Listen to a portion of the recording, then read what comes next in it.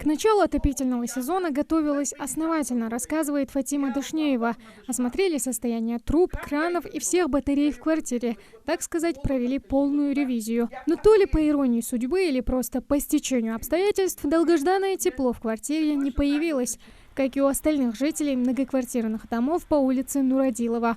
Последние в своих обращениях в соцсетях возмущались, ссылаясь на халатность местных коммунальщиков. Впрочем, сейчас никто и не жалуется. Фатима, как и соседи, довольна. Теперь предстоящие холода им нипочем. В данный день, вот как вы видите, отопление есть. Вчера было, позавчера было.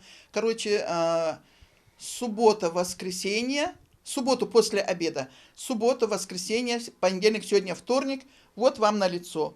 И в спальне, и в зале, и в кухне у меня отопление есть.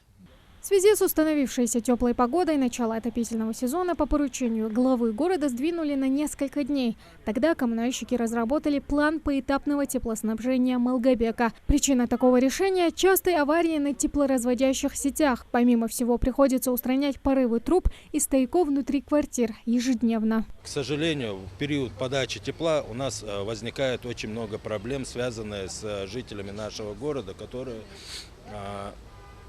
несвоевременно провели ревизию своих батарей, кранов и так далее. И в связи с этим у нас возникли много проблем с подтопом. Лопались батареи, срок эксплуатации у нее прошел.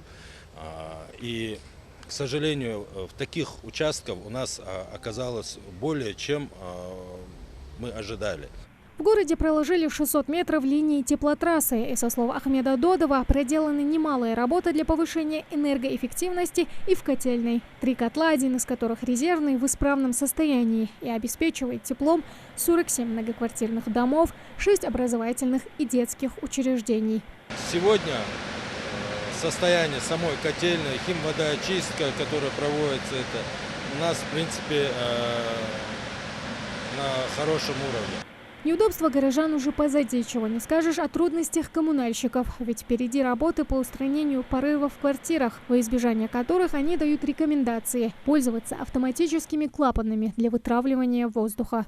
Тамара Хашагульгова, Адам Мережков, Магомед Дидиков, Новости 24.